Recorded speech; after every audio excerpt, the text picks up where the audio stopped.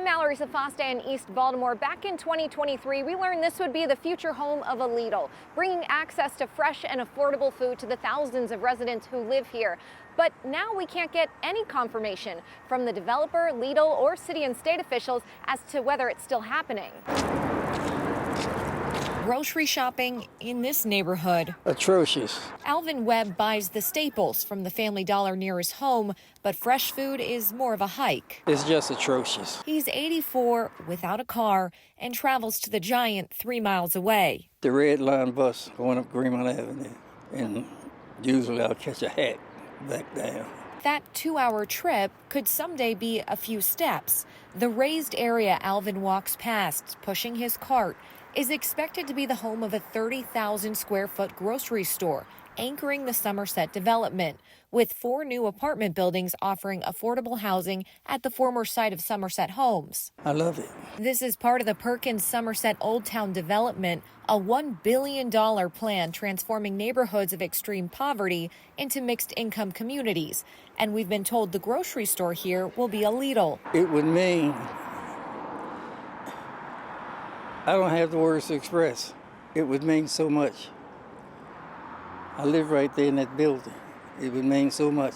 To make it happen, the state legislature promised $1.35 million in state bond funding, with additional grant money from the federal government.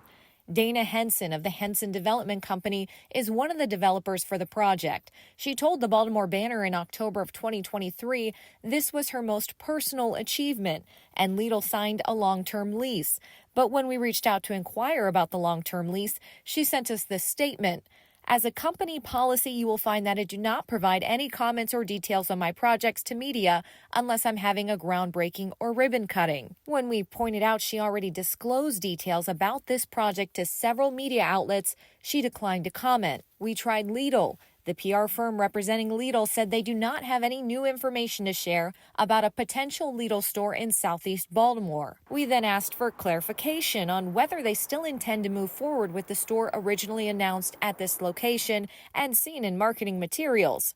They stopped responding. So grocers don't want to come to poor areas of Baltimore. Daryl Harris, an assistant scientist with the Johns Hopkins Center for a Livable Future, studies food systems, like why there are 3 grocery stores and a Target in Canton within a mile of each other.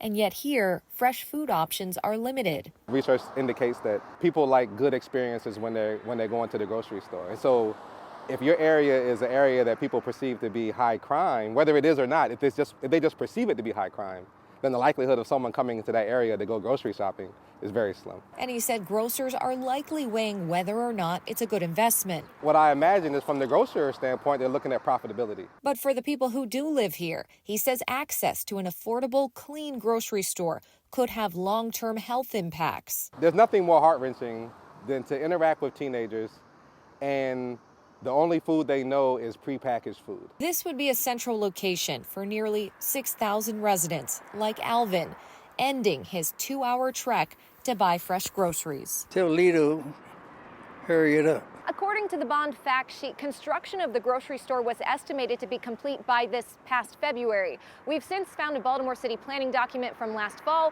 that now anticipates it'll open in 2026. In East Baltimore, Mallory Safaste, WMAR 2 News. I hope you enjoyed that Matter for Mallory. To watch more Matter for Mallory stories, click the box in the corner and be sure to tap that circle and subscribe to WMAR 2 News for quick access to great content posted every day.